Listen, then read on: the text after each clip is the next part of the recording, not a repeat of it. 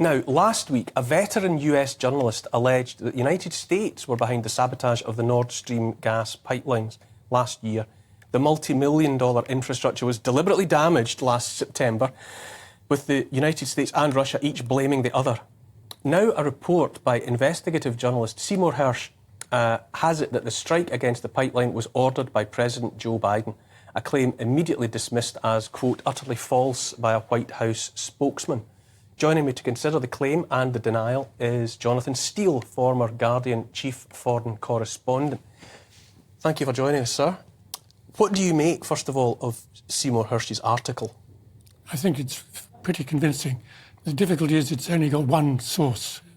One would hope that there would be other sources, but he says it's a very reliable source, somebody who had direct knowledge of the operational planning of the attack. So that's fairly convincing. And then, of course, there are the statements by Joe Biden a few days before the Russian invasion of Ukraine. He said, if the Russians invade, there will no longer be any Nord Stream. We will bring an end to it. So he practically promised to destroy it. So in that context, it wouldn't sound as though there would be any need for a denial. It was a statement of intent that was there, and it was also echoed by Victoria Nuland, one of his senior diplomats. It was a statement of, if you do this, the following will happen. Well, she expressed joy after the event. She told the Senate Foreign Relations Committee, I can tell you, like you, I'm very gratified that Nord Stream is now a hunk of metal at the bottom of the sea. Did it ever seem credible to you that Putin would destroy his own infrastructure when he could obviously just turn the gas on and off at will anyway? That's the crucial thing. I mean, who does this profit, this destruction of Nord Stream? Not the Russians at all. They're the last people who profited from it. They wanted to increase their gas sales to Europe, get more money for that. They wanted to increase Germany's dependence on gas because they were the main consumers of the gas that comes directly by pipeline from Russia to Germany. So why would he suddenly destroy it? It's ridiculous. Would it be fair to say that whoever blew up the Nord Stream gas pipeline was is at war with Europe's economic security? Well, I think that's why they're so busy dismissing it and denying it, because it is an act of war. It's an act of war by the United States against Russia. Now, it's obviously worth saying for people that aren't familiar with Seymour Hersh, he's got a formidable reputation. I mean, he's not some Johnny-come-lately figure. He goes all the way back to the Vietnam War. Exactly. He broke the story about torture in Abu Ghraib. This is a serious and credible writer. Yes, he goes right back to the My Lai massacre in 1968 in Vietnam. He discovered that the CIA was spying on anti-war activists, which forced the Senate to set up committees that looked into it and found it was perfectly true. He's got a very good record. As you mentioned, Abu Ghraib in Iraq, the Iraqi use of Iraqi prisoners by the Americans. So he's got a very good record. But he's an irascible sort of person. He's difficult to work with. He's a typical lone wolf. Yeah, but it doesn't go well in a newsroom.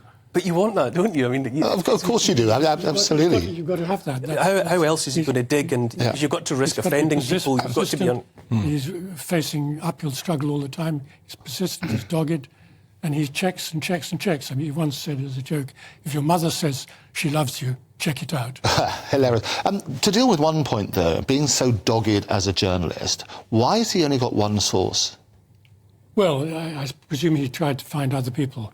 And maybe nobody was willing to, even though they were promised not to be on the record, nobody came forward. So, of course, if you want to be suspicious of his story, you jump on that point. There's only one source. Well, I think it's keeping an open mind, isn't it? And you look at that sort of balance for the alternative views and say, well, why is that the case? Why is Biden denying it and the White House and so on and so forth? And then the other argument that I use, who profits from the destruction of this pipeline? Certainly not the Russians. Yeah. And the Americans certainly do, because it's not just political. The Americans want to sell their liquefied natural gas to Europe.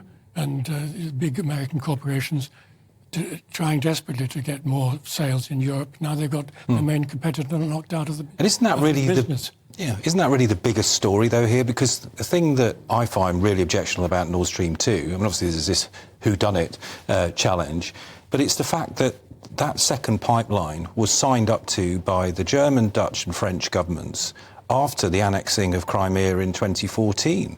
And I still think there's some serious questions that need to be asked about why, in a sense, Putin, having already been an aggressor, annexed a part of European territory from a sovereign state, that it was felt absolutely okay for EU nations to sign up to his second pipeline. It raises a huge issue, the whole issue of economic sanctions and trade. I mean, do you cut off trade with the country because you disagree with again, Tom, I raise the spectre that whoever did it, whoever blew up the pipeline, wanted to compromise Europe's energy status quo. You know, it was there that because of the Nord Stream 2 potential, that Europe, Germany and whoever else had access to that Russian gas.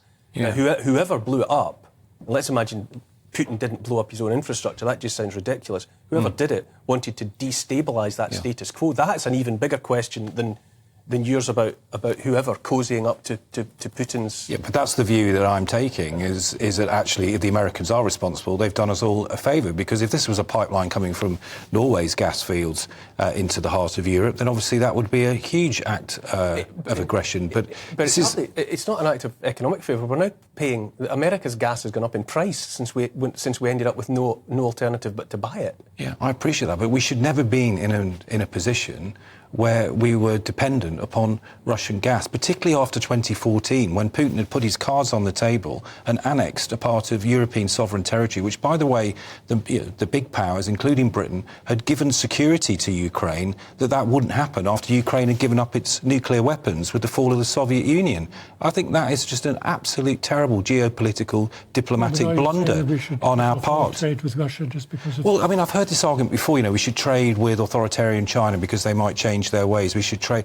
Actually, I think we're in a new era of so-called deglobalisation, where actually we need to look first and foremost to security of supply and industries and put that above some of these other diplomatic interests like trade and democracy. From deglobalisation. I think America will benefit from deglobalisation. But Jonathan, a last question to you just before the break comes upon me again.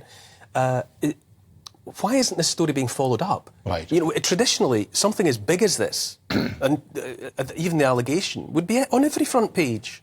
Well, that's a good question. It has been virtually suppressed by the British media. The Reuters news agency carried it, but I don't think any daily papers has picked it up at all. Maybe they think somehow he's burnt himself out. Seymour Hersh is no longer credible. To dismiss it, really.